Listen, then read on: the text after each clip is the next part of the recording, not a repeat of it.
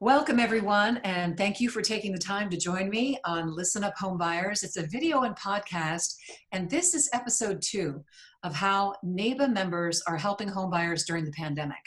My guests are all members of the National Association of Exclusive Buyer Agents from across the country. Our brokerages don't have listings to sell. We don't represent sellers. We are, as our name says, exclusive buyer agents. I'd like to introduce our panel today. We'll start off in New York City with Gia Elika. He is the owner and principal broker of Elika, a New York City exclusive buyer brokerage. He's in NoHo. He serves Manhattan, Brooklyn, Queens, Long Island, and the Hamptons. Hey, Gia. Hi, Victoria. Then we have Andy DeFelice. She's a broker with Exclusive Buyer Realty, and they serve buyers in the Savannah, Georgia area. Hi.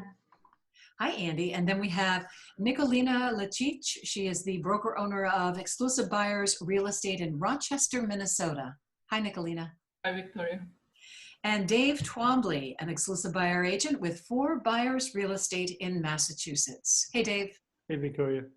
And just so everyone knows, we are waiting for our associate, Benjamin Clark. He is the principal broker with home buyer representation in Salt Lake City, Utah. He's not with us right now, but hopefully he'll jump in here. I guess it's a little early for him out west. So I basically felt we could kick off the conversation with a report that was released by the Consumer Federation of America back in January 2020. And it was I thought a really fascinating report, and it analyzed the different kinds of real estate disclosures about agent representation. And they covered the entire country. And they said that the report found that, that different state disclosure laws across the country use 50 different terms, that's 50 different terms, to identify 7 possible agent roles that could be used to describe the way people are represented in a transaction. And I found that to be shocking. But in addition, they backed it up by saying that there was a survey done back in 2018 by Consumer Federation of America. And they found that 2/3 of people who took the survey said, my real estate agent always or almost always represents my interests, whether they were interviewing the buyer or the seller. So I kind of wanted to get your opinion on this idea of how confusing it is, these different laws about representation. Nicolina, maybe I could start with you. What are your thoughts on that? Thank you, Victoria. I do really find every time that I start working with a potential buyer or a customer that they are confused. They really don't know much about real estate. They don't know anything about representation. They're inclined to call the sign that's in front of the house that says for sale with another agent's name, thinking that that agent can represent them as well. So I think there is a lot of confusion. And then when you pass them the disclosure that's at least 2 pages long, in Minnesota it's 2 pages long, agency disclosure, they just don't feel like they need to read it. They don't feel like they need to understand it. They expect agent to explain it to them. And traditional agents usually don't take their time to really explain it in detail. I've had situations that some buyers would start working with a traditional agent and then they were not satisfied with the way the interaction was going. So they would call me and I would need to explain to them, if you are working already with an agent, you need to find a way to cancel that agreement if you can, and then we can start working. And then they would bring me these documents, and many times I would see that actually on agency disclosures, it was circled buyer's broker, when in fact you can't do that. In Minnesota, dual agency is legal. And many traditional agents, of course, can be in a situation to represent both sides. And actually this buyer was about to buy a property that was listed by that agent. So that was complete misrepresentation and they didn't understand. And I always, even to this day, I'm puzzled why that was circled, because you usually don't even circle anything on a disclosure. You try to explain it and the potential buyer needs to either sign it or just decline, just some kind of statement that they've seen it so they understand it. But Yes, I think there is a lots of confusion. That's why we do what we do. That's why we come in and represent 100% have loyalty for home buyers with complete fiduciary duties for them. And I think in those ways, there is no misunderstanding whose side we represent Right. and whose best interest we have in mind. So Mm-hmm. that would be my view on, yeah. And thanks. And Gia, I'm curious, in New York City, and I know the market is crazy there. What's your story with this? I mean, are people confused when they come to you, or do they find you and know that you are going to be representing their best interests? Yeah, I'm not sure as much that they are confused as that they're not aware. Mm-hmm. And there's been great progress. I have to say the state's done an amazing job in the last decade because there was no disclosure for a long, long time. So when we first started out, there was, it was like, what are you, a buyer's agent? What does that mean? So life's changed where people understand what a buyer's agent is to a degree. They don't necessarily understand the duties that are involved and that it's supposed to be extended. And there's dilution in what a buyer's agent is, I think. So if confusion, yes, to a degree. Exclusive buyer's agency isn't defined. So in New York State, we have buyer's agency defined, and so that leaves room for error. Mm-hmm. Mm-hmm. Yeah. And Andy, what's the story in your state? I mean, do you run across this a lot? But it's funny, in Georgia, our disclosure, our agreement is called an exclusive buyer representation. That's what the state of Georgia's attorneys came up. So we have exclusive buyer representation, we have exclusive seller representation. Problem with that is anybody can sign that as a buyer's agent. The word exclusive in that particular document is useless if you're talking to signing it as a buyer's agent, because they can't exclusively. And when I talk to consumers, and I have more so lately found that the younger consumers are interviewing agents. They'll talk to 2 or 3 different ones. And when they interview me, I just say, here's a question I want you to ask any agent that you're interviewing. Do you take listings? And if the answer is yes, what if after we've developed a relationship, you've gotten my pre-qualification letter from my lender, you know what my needs and interests are, the house I want to buy ends up being one that you have listed? What's going to happen then? Because now I'm emotionally involved with you. You're emotionally involved with me. What do we? And I said, just give them a minute, let them answer that question, and then be very thoughtful about how they answer. You can ask me that question, and my answer will be that never will happen, because I'm never going to represent a seller. There'll never be an opportunity to buy a house that I have some other vested interest. We don't even allow our agents in our company to list their own homes. They have to put them with a listing agent. Yeah, same here. List house, period, in the conversation.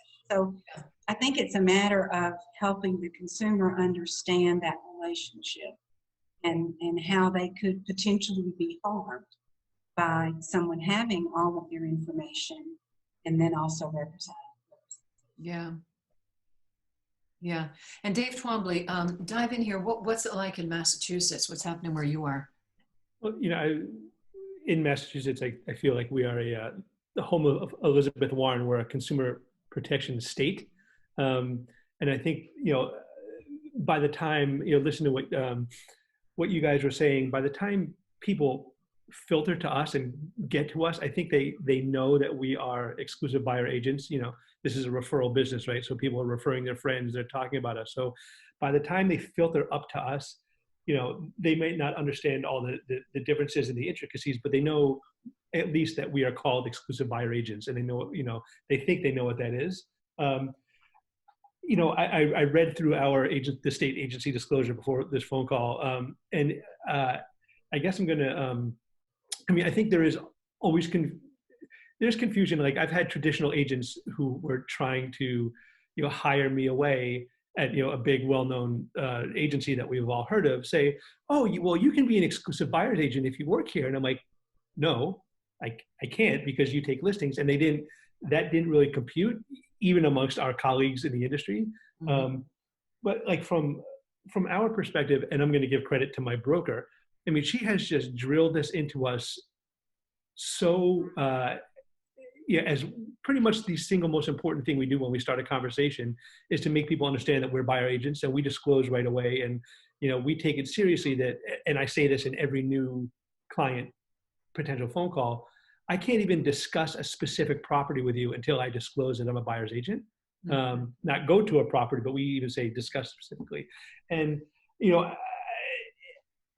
when I read the article and I read the quote, for me, I didn't really understand where the confusion lied. I think because I'm biased from my own perspective, that we drill this into anybody that we talk to immediately. So it is not a non-issue. I mean, it's a non-issue, at least for our consumers. But, as I said, being recruited by other agencies, many of our colleagues don't even understand what it is. Right. And we're such a niche, right? As exclusive buyer agents, we're like the pink unicorn, right? We're so niche that a lot of people don't understand how we work or how this works. Yeah. I don't feel like I run into those issues really. Mm-hmm. You mean issues of people not knowing who you represent? Yeah. I mean, yes, I don't feel that people, at least certainly by the time they filter up to us, that they're confused. And, every time we go into an open house, there's always on the dining room or kitchen table, like, notice prospective sellers. I represent the seller in this transaction. And I don't know if it's because we're, like I said, we are a consumer protection state, that this is so evidently clear, or it's drilled into all of us. But I haven't really felt it as an issue. Yeah, I cover three areas. I cover Maryland, Virginia, and DC.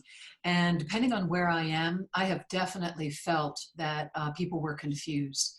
I've been in an open house with my clients and watched people pepper questions at the person who's at the open house, and I've watched that person, and they're typically not the listing agent for the property. They're typically working for the brokerage. Right. And they'll say, they'll answer all these questions, and frequently they'll talk about other listings that they have while they're at this open house. And you just, again, depending on, I do Virginia, Maryland, and DC, and depending on where I am, I'm just kind of like, wow, and the poor person there is just saying, well, can you tell me, is there any flooding in the basement? And is there, asking all these questions, and they have a sign right there. I mean, sometimes they'll have a sign right there saying, we represent the seller, but somehow it doesn't really kind of filter in. I personally do, I agree with this Consumer Federation of America report where, I don't think a lot of people take the time to understand it because they just want to trust that if you're in this business, you're going to always be looking out for their best interests, not realizing that if somebody has already signed an agreement with someone listing a property, they're committed to that person. That's it. That's their first commitment. For those of you listening, we're going to share a link to this report, in the description. So anybody want to add anything more to that? The whole idea of representation?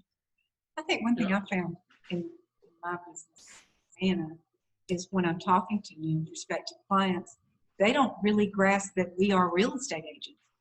Once we start talking about exclusive buyer representation, they're like, well, how are you different from a real estate agent? I'm like, well, I am a real estate agent. It's just that I choose to specialize in one side of the transaction only. So there is some confusion even once you throw in what we do and how specialized we are, that we aren't necessarily not as trained as a real estate agent. There's just some disconnect as to who we are. And then, of course, the conversation of compensation always comes up. If you're an exclusive buyer agent, how do you get paid? And then, of course, in our company, we don't charge our sellers, our buyers, any kind of fee. I know it's different across the country, but then we get into that explanation as to how we actually get paid. And there's a cooperation between the listing agents. It's just funny, the misconceptions. If I can say something, Andy just opened up my mind there, because the question of commission, I view the buyer's agent as paying the commission regardless. The buyer, paying the commission regardless. Right. So they're either paying to get something or they're paying not to get something. And I find it very hard to argue paying for something you're not getting.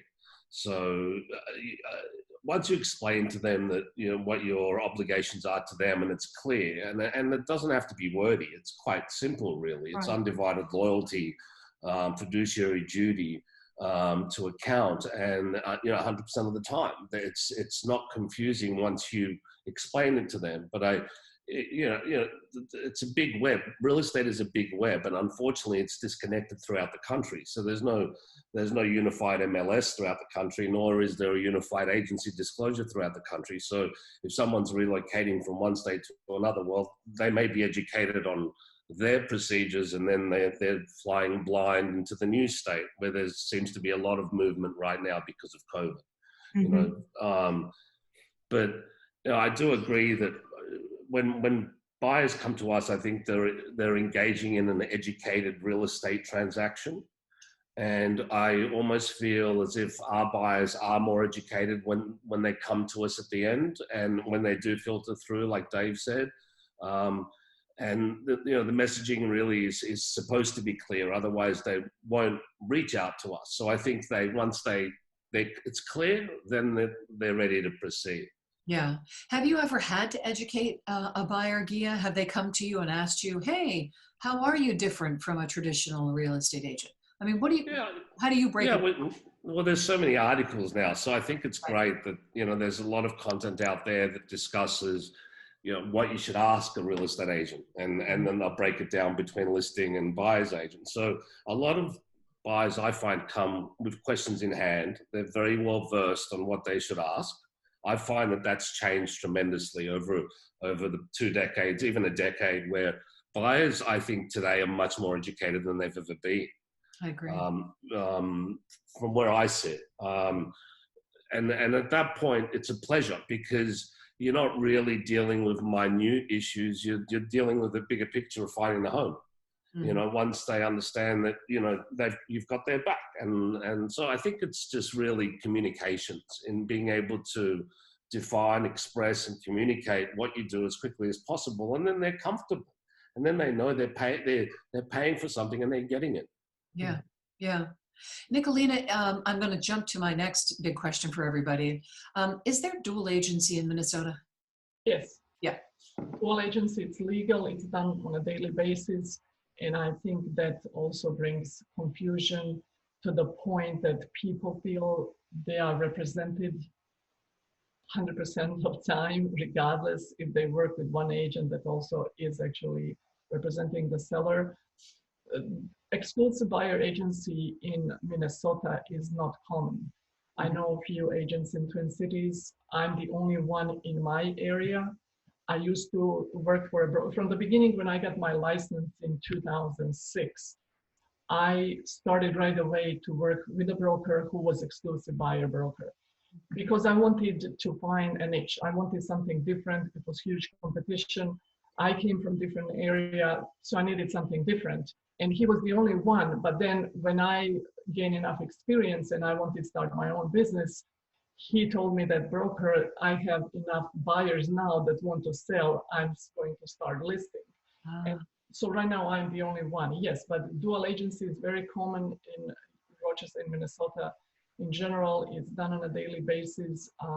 People, again, I don't think they understand enough to know that they are not 100% represented, and that there is a conflict of interest, that the agent that represents, either if there are two agents for the same broker or one agent representing both sides, it's still dual agency, and they just go with it because they are told this is the best we can do for you. And it's almost like an attorney in divorce case representing both sides, and people just don't connect those dots. Yeah, yeah. So just so everybody who's listening understands, dual agency is when you've got one real estate agent who's working both with a buyer and the person who's selling the house. And so typically they've already come into a situation where they've have a signed agreement with the seller, and now they're telling the buyer that they can work and cover their best interests as well. And then you also mentioned something what we call in our area, I don't know what everybody calls it, well, I'll ask, but the designated, agent, the designated broker. And that's when you've got, I'm going to use like an umbrella, you've got a brokerage, You've got two agents, one representing the buyer, one representing the seller, but they work under that same umbrella. Let's go around. Dave Twombly, have you got it? Dual agency in Massachusetts? Yeah. Yeah, we sure do. And it's funny when Nicolina was talking, I don't know if you guys have the same feeling, but every time I look through like a property that's sold and I see it's the same agency, I always get the little, I'm like, ooh, that poor buyer. Yeah. But yeah, it certainly happens here daily, all the time. It's not uncommon or infrequent. And I don't know, I always feel bad for those buyers when I see that same agent listed twice on the sale and the purchase. And, I wish somebody want to grab them by the lapel. Like, I wish somebody told you. But yeah, it happens here all the time, every day. How about you, Gia? What's it like in New York City? Yeah, dual agency is common practice. I don't fight with it as much as I used to. Today, I find that we've been very lucky. We get a lot of educated buyers that spend some time on the internet. They run into us, they find us, and I have great relationships with some brokers that do dual agency. Now, not all of them do the wrong thing. The difference is exclusive buyer's agency. That's the real defining moment. Right. And if they have a client that needs their services and they already have a relationship, then they're extending their agency as far as they can go to service that. So I respect that.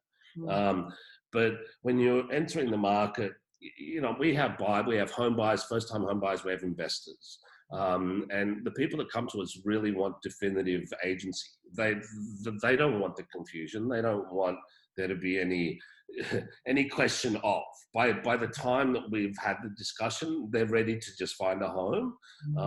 So I think communications, education, I can't stress it more. It's something that I think most buyers these days seek. And instead of just dialing a number on the internet, which they happen to do a lot, obviously, or they send an email, I think they pause now. I think they pause a little bit to make sure their understanding of the market, especially the data, because at the moment the market is moving like I've never seen. There's micro markets within micro markets, and you have pockets of strength and then real distress. And so how's a buyer to understand that if you're not on the front line? It's almost impossible. It's hard enough for us to keep up with it. Right. So I feel that once they've been in the market for a while, I think we're a breath of fresh air. Yeah, I agree. And you've got an agency, right, Andy? Oh, yeah. Yeah. I think sometimes that what I think really sets us apart is the advocacy. How we really, I think, because it's almost like a different kind of mindset, because we don't ever really have anything that we're pushing on anybody. We go into every house almost looking for everything wrong, right? We kind of go through like, all right, what's wrong? And after we come out of the basement, which is always the place where there's things that are wrong, the moisture smell or whatever, we work our way up, and then we're like, okay, and then we start kind of evaluating. And I think when you're with people and you're doing that, they're kind of like, wait, what? You're not waiting out in the car while I run through the house and we go to the next place. So I think that does kind of set us apart in that we've got nothing really to sell but our services and quality of work that we provide. You know what I mean?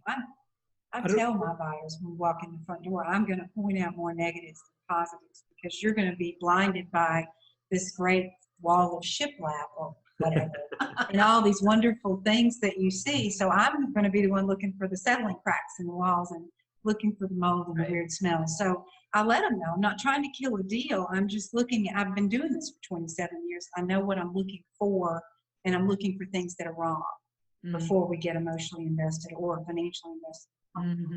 Andy, you're obviously a much nicer person than I am, because I often tell my clients that part of my goal is to crush their hopes and dreams. Oh no, we can't talk to people like that in Georgia. They cry. We're a soft-spoken. Well, what happened to a positive attitude? I often tell the story when I'm talking to new clients about my broker. Basically, my broker didn't let me talk to anybody by myself for like a year. I followed Rover around everywhere, and after a couple weeks, when in my first couple weeks doing this, we were going through a house, and I said to her, it's like, Rhoda, it seems like you're trying to dissuade everybody from buying houses. So how do you make a living doing this? And it's true. Like, and I tell people, if you love a place, I'm going to point out all the flaws. And if you hate a place, I'm going to point out all the things that you told me you liked in a house that this place has. And we don't care what house you buy. We care that you buy the right house. And I think when you tell people that, as Gia was saying, like the consumers, I mean, they appreciate it. People are more educated, and they know, or Vic, you said, like, we're not selling anything. Right. Like, I'm not trying to push anything on you.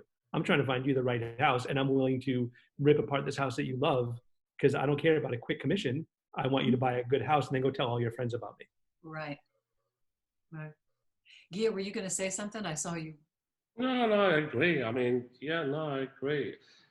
It's really about relationship, and if you provide the depth in service that we do, and I believe that we all do, because we take the time to really understand what we do and specialize in it. Right? It's hard enough to do two things at one time, and dual agents are juggling like clowns essentially, and I find it hard to juggle. I can't juggle. So for me, it's when I'm focused, I wake up with one mindset. That's to find a home for my client. And my client can focus on everything else in their life, and there's plenty to do. And it's just that simplicity, them knowing that I'm not in two worlds, three, whatever I'm doing. I'm not listing. I'm not running open houses. I'm not farming. I'm doing one thing. I'm waking up looking for a home. Yeah. I actually have a question for you guys about dual agency. There are a number of agents in my area, listing agents, who won't work both sides. So we have some, especially on this sort of independent broker side, like they feel, weird and not good about doing both sides of a transaction. So we have an independent brokerage that does both sides that we're close friends with, and they will often, if somebody comes into their listings or to an open house unrepresented, they'll call me and they say, hey, can you handle this for us, because we're not going to do both sides, which is awesome for me, obviously. But I know there are certainly a handful of agents around here that don't feel good about doing both sides of the transaction. I wonder if you guys see the same thing. We do. We have a friend, our kids swam on the same swim team, and he is exactly like that. So, he won't represent somebody who comes to his open house, and he won't let his brokerage. So yeah. How about you, Nicolina? I haven't come across yet an agent, a buyer that walks into open house in Minnesota, or it's referred by, or just comes to them seeing the sign in front of the house. It's they would just go for it. And just to kind of add to the conversation before, I recently had a situation. It was really, we have lack of inventory for the whole season in Rochester, and there was a house with a huge crack and on a side of foundation, and you can see it from outside. And then when you walk on the floor, it really slopes. You visibly, and I actually get dizzy, and I point these things to the buyer, and we were in a rush. My buyer was in a rush to really find something, and I pointed these things and I said, this is really of concern. You really need to be aware of it. And so she said, okay, let's move on. Let's look for another one. And within a half of a day, the house receives multiple offers and bypasses inspection. Oh, my God. And really, I cringe when I see that, because that's not representation of the buyer. That's not working in buyer's best interest. That's really pushing the buyer into unforeseen situation for future problems and so forth. And I think this is what our buyers really realize and appreciate. And that's why they refer us to other people when they really do experience this and see the difference. Do you guys see that a lot? Are people waiving home inspections a lot in your areas, in your markets?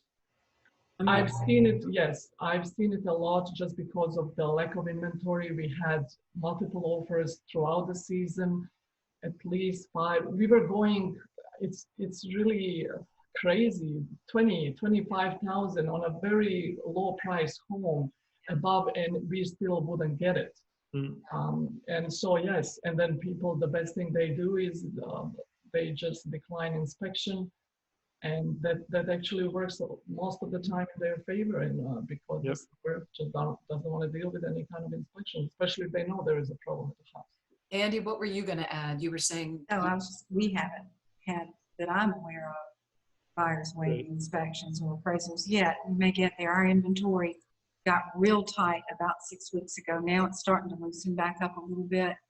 Not sure why, but we are seeing more new listings coming up. Some of the listings that have aged a bit are finally getting into where they need to be price-wise, because of course sellers, when they realized what happened, were way up there on their prices, and now people are getting realistic. But I've not seen, and I would never allow a buyer to inspection or an appraisal. I mean, that's just, but I know it's happening. Well, we do, we actually have, it's really competitive here in DC, and we actually do something called the pre-contract home inspection. When somebody really wants to buy a house, we have, they'll say the deadline for contract reviews is maybe Tuesday. And if we have a client who really wants to be competitive, we go in with 1 or 2 home inspectors and do the home inspection so that they can basically purchase the house and know that everything is basically all right, but they can't negotiate anything on repairs. And then when we write the offer without the home inspection contingency, and that moves us right up there. Some buyers have wanted to waive the appraisal. A lot of people have deep pockets around here, and so far that hasn't been something that we recommended. Gia, I'd love to hear what's happening with you. I mean, talk about deep pockets. It's choose your battle, you know. What Right. are you going to leverage in your negotiation? You know, so how much can go wrong with that particular property that it's worth tying in a contingency on an inspection? You know, is it worth it? You know, maybe I can get you more without the contingency, you know, and there's less, and even if you have to do something. So I guess it depends on the home. And we transact in a lot of apartments, condos, co-ops. They need a home inspection, but you can't really open up the wall and check what the plumbing's made of.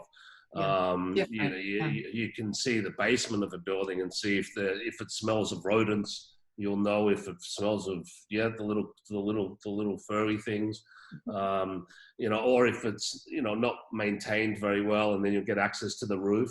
So you'll understand how the building is and the health of the building and services, and if they're using the money and putting it back into the building and doing it effectively.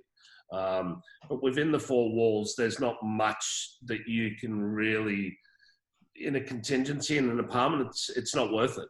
If in a townhouse, it's worth it, because in the townhouse you're dealing with foundation, you're dealing with structure, and age. You know, in a building, even though it ages, you know, the community, the condo board or the co-op board takes care of everything outside of the apartment. So the hallways, the landings, the elevators, that you're responsible for that in paying for the reno, but you don't have to deal with that.